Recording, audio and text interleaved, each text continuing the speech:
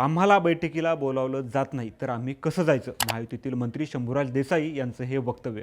आणि दुसऱ्या बाजूला राष्ट्रवादीच्या बैठकीत सदस्य भाजपच्या कार्यपद्धतीबद्दल उघडपणे नाराजी व्यक्त करत होते. तर मग प्रश्न असा आहे की जर महायुतीमध्ये सर्व काही सुरळीत असेल तर भाजपला आपल्या सदस्यांना अज्ञातस्थळी का पाठवावं लागलं? मतदानाच्या अवघ्या काही दिवस आधी मुख्यमंत्री देवेंद्र फडणवीस, उपमुख्यमंत्री एकनाथ शिंदे आणि सुनील तटकरे यांना मुंबईत तातडीची बैठक का घ्यावी लागली? आणि सांगली सातारा विधान परिषद निवडणूक इतकी प्रतिष्ठेची का बनली आहे?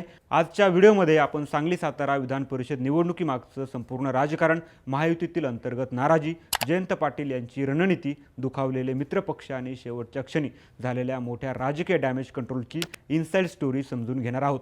नमस्कार, मी संतोष. तुम्ही पाहताय थोडक्यात. महाराष्ट्र विधान परिषदेच्या स्थानिक स्वराज्य संस्था मतदारसंघातील निवडणुकांमध्ये यंदा 17 जागांसाठी मतदान होत आहे. मात्र या सर्व जागांमध्ये सर्वाधिक लक्ष वेधून घेत आहे ती सांगली सातारा मतदारसंघाची निवडणूक. कारण इथं केवळ 2 उमेदवारांमधील लढत नाही तर महायुतीतील एकजुटीची आणि विरोधकांच्या राजकीय रणनीतीची परीक्षा आहे. भाजपकडून धैर्यशील कदम मैदानात आहेत तर राष्ट्रवादी काँग्रेस शरदचंद्र पवार पक्षाकडून उद्योजक अभयसिंह जगताप निवडणूक लढवत आहेत. एकूण 895 मतदार असलेल्या या मतदारसंघात विजयासाठी साधारण 450 मतांचा टप्पा गाठावा लागणार आहे. आकडेवारी पाहिली तर भाजपकडे 345, अजित पवारांच्या राष्ट्रवादीकडे 211, शरद पवार गटाकडे 119, शिवसेनेकडे 111 आणि काँग्रेसकडे 75 मतदार आहेत. कागदावर पाहता महायुतीकडे स्पष्ट संख्याबळ दिसतं. मात्र या निवडणुकीची खरी गुंतागुंत आकड्यांमध्ये नसून राजकीय संबंधांमध्ये आहे. या निवडणुकीचं एक महत्त्वाचं वैशिष्ट्य म्हणजे मतदान गुप्त पद्धतीनं होतं आणि पक्षादेश अर्थात व्हीप लागू होत नाही. त्यामुळे कोणता मतदार नेमकं कोणाला मतदान करतो हे मतदानानंतरही निश्चितपणे सांगता येत नाही. त्यामुळेच प्रत्येक पक्षाला क्रॉस वोटिंगची भीती असते. याच पार्श्वभूमीवर भाजपनं आपल्या सदस्यांना सुरक्षित स्थळी हलवल्याची चर्चा सुरू झाली. राजकीय वर्तुळात याचा एक अर्थ काढला जात आहे. भाजपला विरोधकांपेक्षा स्वतःच्या मतांच्या सुरक्षिततेची अधिक चिंता आहे.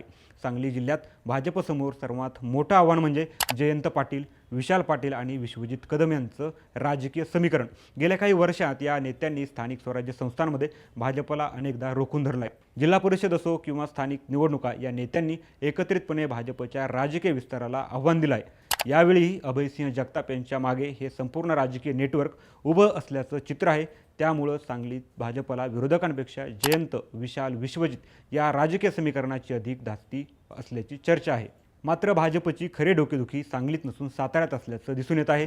कारण साताऱ्यातील राजकारणामध्ये जिल्हा परिषद निवडणुकीनंतर निर्माण झालेली कटुता अजूनही पूर्णपणे संपलेली नाही. जिल्हा परिषद अध्यक्ष निवडणुकीवेळी शिवसेना आणि राष्ट्रवादीकडे बहुमत असतानाही भाजपनं सदस्य फोडून सत्ता मिळवली होती, असा आरोप दोन्ही पक्षांकडून सातत्यानं केला जातो. त्या काळात झालेल्या घटनांची आठवण आजही स्थानिक नेत्यांच्या मनात ताजी असल्याचं अलीकडील बैठकीतून स्पष्टपणे दिसून आलं. याच पार्श्वभूमीवर पर्यटन मंत्री शंभूराज देसाई यांची भूमिका विशेष महत्त्वाची ठरते. महायुतीच्या समन्वय बैठकीला अनुपस्थित राहिल्यानंतर त्यांनी केलेल्या वक्तव्यानं राजकीय वर्तुळात खळबळ उडाली. आम्हाला बैठकीला बोलावलं जात नाही तर आम्ही कसं जायचं, असा थेट सवाल त्यांनी केला. एवढंच नव्हे तर पालकमंत्री म्हणून स्थानिक निवडणुकांमध्ये समन्वय साधण्यासाठी अनेकदा प्रयत्न केले, मात्र भाजपकडून त्याला अपेक्षित प्रतिसाद मिळाला नाही, असाही दावा त्यांनी केला. एका सत्ताधारी आघाडीतील वरिष्ठ मंत्र्याला अशा प्रकारे सार्वजनिकपणे नाराजी व्यक्त करावी लागते, यावरून स्थानिक पातळीवरील तणाव किती खोलवर आहे याची कल्पना येऊन जाते. रविवारी साताऱ्यात राष्ट्रवादी काँग्रेसची महत्त्वाची बैठक झाली. या बैठकीत जिल्हा परिषद सदस्य, नगरसेवक आणि पदाधिकाऱ्यांनी भाजपच्या वागणुकीबद्दल उघडपणे नाराजी व्यक्त केल्याची माहिती समोर आली. अनेक सदस्यांनी जिल्हा परिषद निवडणुकीदरम्यान झालेल्या घटनांचा उल्लेख करत आपली भावना मांडली. अखेर मतदानाबाबतचा अंतिम निर्णय घेण्याचे अधिकार मंत्री मकरंद पाटील यांच्याकडे सोपवण्यात आले. मात्र त्या बैठकीतून एक गोष्ट स्पष्ट झाली. स्थानिक पातळीवर राष्ट्रवादीतील अनेक सदस्य भाजपबाबत अजूनही साशंक आहेत. परिस्थिती दिवसेंदिवस गुंतागुंतीची होत असताना शेवटच्या क्षणी एक मोठी राजकीय घडामोड घडली. मुख्यमंत्री देवेंद्र फडणवीस, उपमुख्यमंत्री एकनाथ शिंदे आणि राष्ट्रवादी काँग्रेसचे प्रदेशाध्यक्ष सुनील तटकरे यांची मुंबईत बैठक झाली. या बैठकीनंतर महायुतीमधील तीनही पक्षांनी एकत्रितपणे काम करण्याबाबत एकमत झाल्याची माहिती समोर आली. स्थानिक नेतृत्वाला एकत्र राहण्याच्या सूचना देण्यात आल्याचंही सांगितलं गेलं. म्हणजेच ज्या ठिकाणी स्थानिक स्तरावर मतभेद उघडपणे दिसत होते तिथं राज्यातील सर्वोच्च नेतृत्वाला स्वतः हस्तक्षेप करून परिस्थिती नियंत्रणात आणावी लागली. खरं तर भाजपसमोरचं आव्हान केवळ स्वतःची 345 मतं टिकवण्याचं नाही. विजयासाठी आवश्यक असलेला 450 मतांचा आकडा गाठण्यासाठी मित्रपक्षांच्या मतांची साथ मिळवणं आवश्यक आहे.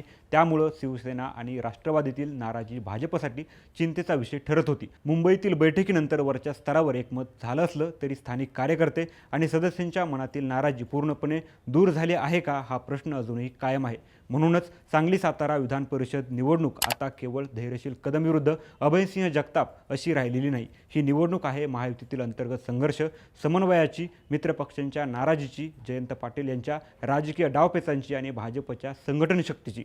मतदानाच्या दिवशी मतपेटीतून नेमका कोणता संदेश बाहेर येतो हे पाहणं महत्त्वाचं ठरणार आहे. कारण महाराष्ट्राच्या राजकारणात अनेकदा आकडे जिंकत नाहीत तर नातेसंबंध जिंकतात आणि सध्या सांगली साताऱ्यातील ही लढाई नेमकी त्याच नातेसंबंधांची परीक्षा घेताना दिसत आहे. जर तुम्हाला हा सविस्तर राजकीय विश्लेषणात्मक व्हिडिओ आवडला असेल तर लाईक करा, शेअर करा आणि अशाच माहितीसाठी थोडक्यातला सबस्क्राईब करा.